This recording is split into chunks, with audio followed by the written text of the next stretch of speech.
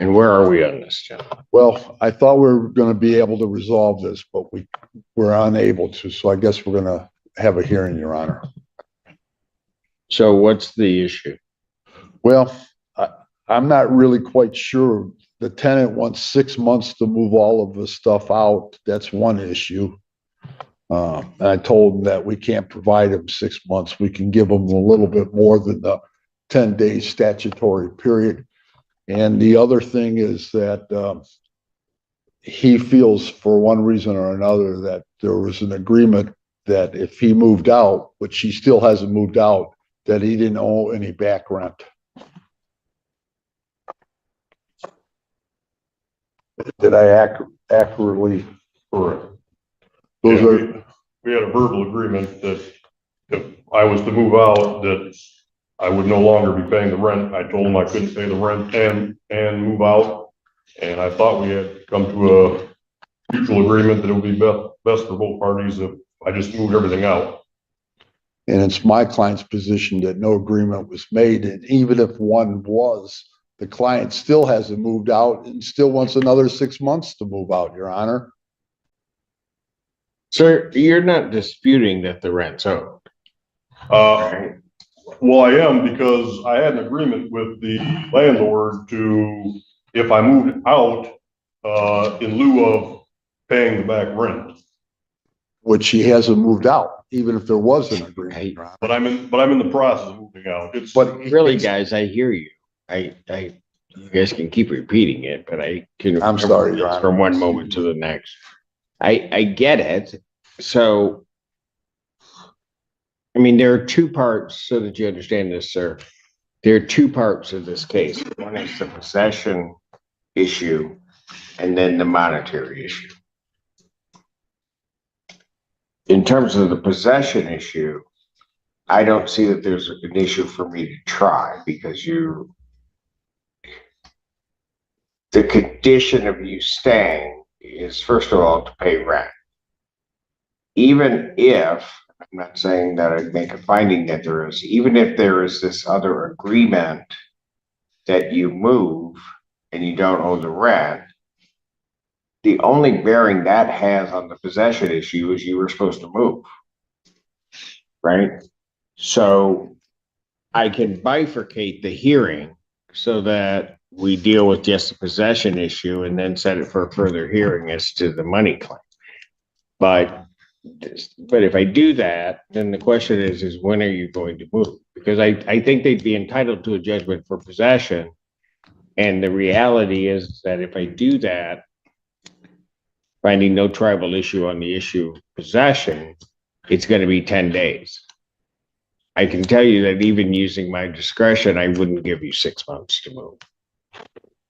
So if we just deal with that part of it, when can you be out? I mean, I said realistically 6 months because there's so much stuff. I understand that that's not agreeable with them. But I've tried to work with them. I even offered another solution to conduct a liquidation auction. But I said, even that's going to take, probably 2 months realistically, and everything still won't sell. So I did make a promise that I would clear the property out in lieu of not paying rent, that I would make sure that it was, left empty. And that's why I came up with the 6 months, because I know that's still going to take time. Even after I liquidate a vast majority of the stuff, it's still going to take time to remove the junk. And I'm willing to pay for the removal of all the trash that's in there and leave it empty. But I don't think that's agreeable. Well, they've said it's not agreeable. The other problem I'm having is I just found out recently, a few minutes ago, that the person I've been dealing with apparently is no longer the owner of the property.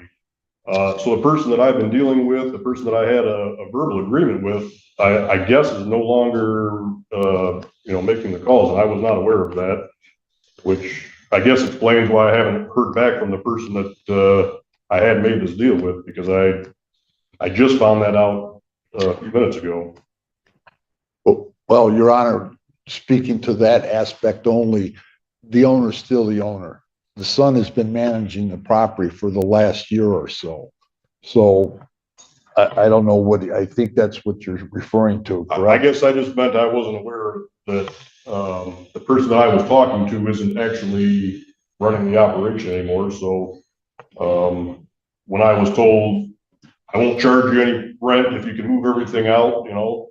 And at the time I talked to him last, I didn't give him, Yeah, but a time. let's, again, the problem with that is, if I assume that's true, you haven't moved.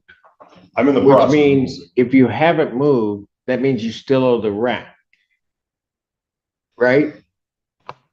Which means they'd be entitled to a judgment and you'd still owe the money. But the agreement that I had was that I wouldn't be paying anymore if I moved out. But you haven't moved out. Correct. I'm in the process of moving out. Well, according to his own words, Your Honor, that's a 6 months ordeal. So, I mean, I could say I'm moving out of my house by taking a dish at a time. Well, this isn't a one bedroom apartment. This is a 10,000 square foot warehouse packed to the rafters with stuff. So it's not, you know, it took several years. I get back to my same question. For you, how much time are you looking? 6 months is not going to happen. Okay. So here, just let me finish this. The statutory period would be 10 days. Right. I get the circumstance that you're in, so maybe that's not realistic that it's the 10 days. Right. But I can tell you that even if I use the furthest reaches of my discretion to give additional time, it's not going to be near 6 months. Okay. And so if you guys can't decide, I'm going to pick a date on the possession issue, and then I set it for trial on the monetary issue. But you guys are going to have to decide. It's going to have to be something realistic, sir. I mean, they're entitled to the possession of their property by even what your agreement was. They're entitled to possession. I mean, I can guarantee I can't move everything out in 10 days. It's not. How much, what would be the fastest? I mean, 4 months, is that agreeable? No, that still puts us in the same position. It's, like I said, I've probably moved half of it out within the past, 3 months. It's gonna take, I would say, at least 4 months, realistically. I mean, no. We'll let Your Honor make that decision. That's really don't want me to do that. Nobody gets happy then. But I've listened to everybody. As to the issue of possession, I'm going to find that there's no tribal issue as to the issue of possession only. I'm going to issue an order of eviction on or after June 30th. After what, June 30th, Your Honor? Yes, June 30th. Thank you very much. I will also, on the monetary, on the damages and money issues on the case, I'll set a trial on that matter for July 15th, 2025 at 9 a.m. Thank you. And I will prepare the order on the possession. I'll submit it to the court. I'll submit a copy to you. Will I be getting a copy? Because that's another thing. I haven't received any court summons or anything. Well, we have a proof of service in the file, Your Honor. What do you mean you haven't received any summons? The only summons that I received was the one that was taped to the door, and Well, that's service. I was under the impression that I was also supposed to be mailed something as well. The one that was taped to the door had the address in Saline, which is why I wasn't here at noon, because I went to the courthouse in Saline and they said, "Oh, you're at the wrong place." And then I called the number that was on the summons, and the number was for Wayne County Courthouse. So my summons that I received on the door was little. So what do you want me to do with that? You're here. I've heard your case. I'm just saying, am I going to receive? Yes, mailing? I'll tell you what. Here's what we'll do. You'll get a judgment. Prepare a judgment. I'll sign it and I'll give you a copy.